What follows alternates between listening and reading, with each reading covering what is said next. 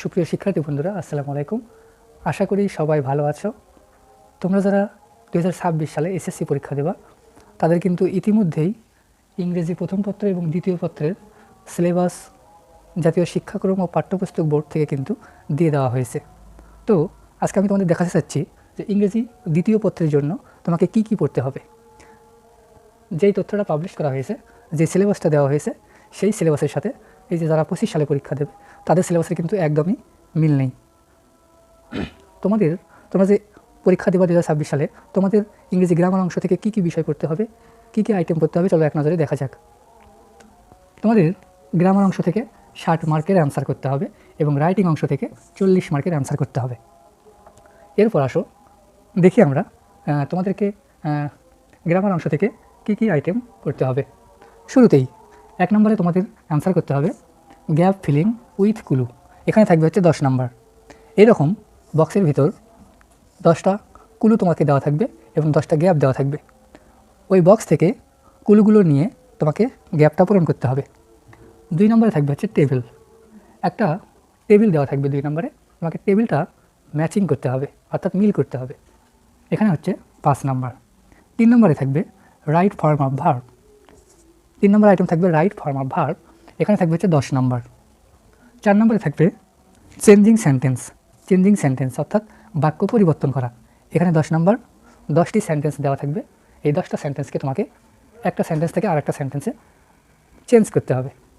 এখানে তোমাকে পড়তে হবে হচ্ছে অ্যাফার্মেটিভ সেন্টেন্স পড়তে হবে, নেগেটিভ সেন্টেন্স পড়তে হবে, তারপর ইম্পারেটিভ সেন্টেন্স পড়তে হবে, তারপর ইন্ট্রোগেটিভ সেন্টেন্স পড়তে হবে, তারপর এক্সক্লেমেটরি সেন্টেন্স পড়তে হবে, কমপ্লেক্স সেন্টেন্স পড়তে হবে, কম্পাউন্ড সেন্টেন্স পড়তে হবে, তারপর সিম্পল সেন্টেন্স পড়তে হবে।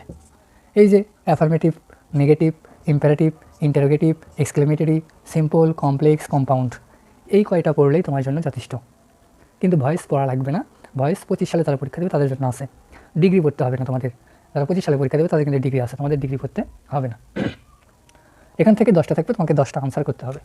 5 নম্বরে থাকবে হচ্ছে ট্যাগ কোশ্চেন থাকবে এই যে 5 নাম্বার, 5টা ট্যাগ কোশ্চেন 5 নাম্বার। তারপর 6 নম্বরে থাকবে হচ্ছে সাফিক্স এবং প্রিফিক্স অর্থাৎ উপসর্গ এবং অনুসর্গ। এখানে হচ্ছে 5 নাম্বার। তারপর 7 নম্বরে থাকবে হচ্ছে প্রিপোজিশনের 5 নাম্বার। তারপর 8 নম্বরে থাকবে কানেক্টরস। এটা কিন্তু একদমই নতুন একটা আইটেম। এসএসসিতে কানেক্টর ছিল না, এইচএসসিতে যে কানেক্টর পড়া লাগে, কিন্তু তোমাদেরকে এইবার কানেক্টর পড়তে হবে। কানেক্টরে 5 নাম্বার।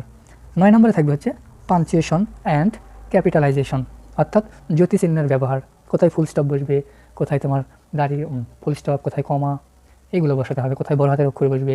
এখানে হচ্ছে 5 নাম্বার। এই কয়টা হচ্ছে 1 থেকে 9 পর্যন্ত, এই কয়টা হলো তোমার গ্রামার অংশ।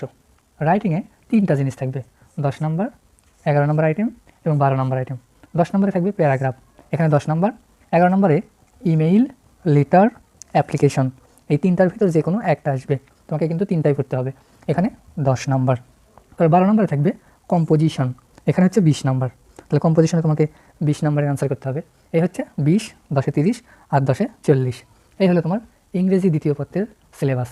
এখন তোমরা কিন্তু আমার এই চ্যানেলে প্রতিদিন নজর রাখবে, তাহলে কিন্তু প্রত্যেকটা টপিকের ভিডিও কিন্তু তোমরা দেখতে পারবা। প্রত্যেকটা টপিকের ওপর আমি ভিডিও বানাবো। তোমরা গ্রামারগুলো কীভাবে শিখবা, কীভাবে আনসার করবা, সেই ক্লাসগুলোতে কিন্তু আমি তোমাদেরকে বলে দেবো। তো সবাইকে বলবো, তোমরা যারা আসো, তোমাদের বন্ধু যারা আছে, সবাইকে রাসেল টিউটোরিয়াল এই ফেসবুক পেজ এবং ইউটিউব, এই 2টা কিন্তু শেয়ার করতে ভুলবা না। সবাই শেয়ার করে দেবা এবং সিলেবাসটা খাতায় লিখে নেবা, যাতে করে তুমি ভালোভাবে প্রস্তুতি নিতে পারো। Best of luck.